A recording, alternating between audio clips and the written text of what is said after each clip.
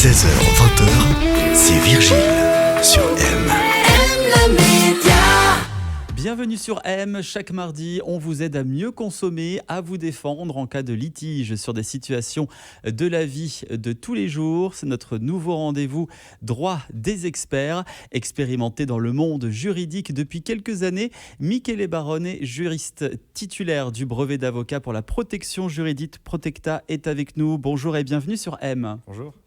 Alors nous allons parler aujourd'hui d'un fléau, ce sont les trottinettes. Elles se multiplient partout en Suisse romande. Elles prennent de la place, consomment de l'énergie, mettent les nerfs à rude épreuve et coûtent parfois des vies humaines. Ces engins, on ne sait pas toujours ce qui est autorisé ou interdit au niveau de l'utilisation. Est-ce que tout d'abord les trottinettes sont des véhicules à part entière ? Alors, ce ne sont pas des jouets, ce n'est pas anodin, c'est des véhicules qui sont soumis aux règles de la circulation routière. S'ils sont homologués, ils peuvent circuler sur la voie publique, donc c'est pas quelque chose d'anodin. Il y a un certain nombre de règles et puis vous êtes soumis à des sanctions si vous ne les respectez pas.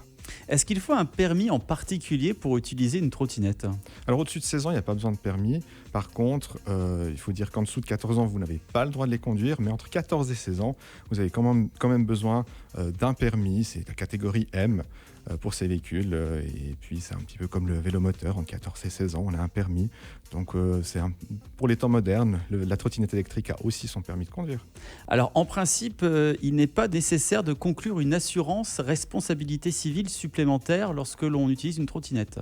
C'est vrai, mais dans le doute, vérifiez quand même avec votre propre assurance responsabilité civile si vous êtes assuré pour l'usage de votre trottinette électrique. Généralement, c'est seulement les vélos électriques de plus de 45 km/h pour lesquels il faut une plaque qui ont une assurance à part.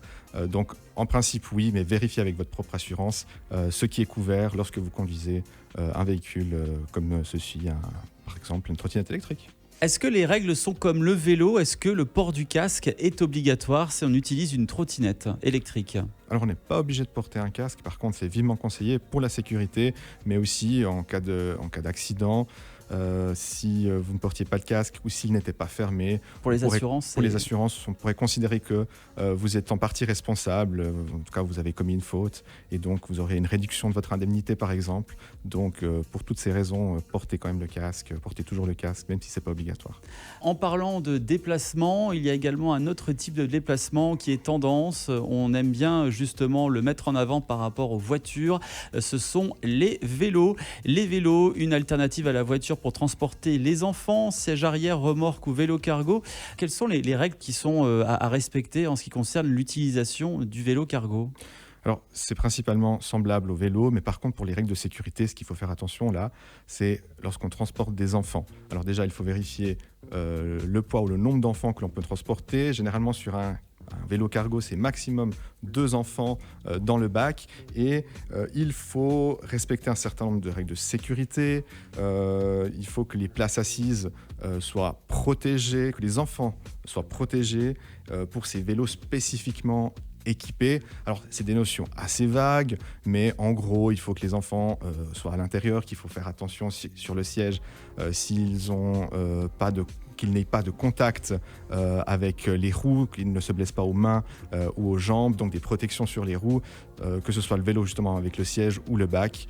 C'est un peu vague, mais c'est vraiment aussi le bon sens qui doit primer, mais il n'y a pas de règles très très très claires. Ça peut être un peu la jungle.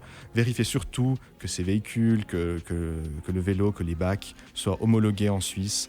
Généralement, ce qui est vendu en Suisse et aussi dans les pays voisins en Europe devrait l'être aussi.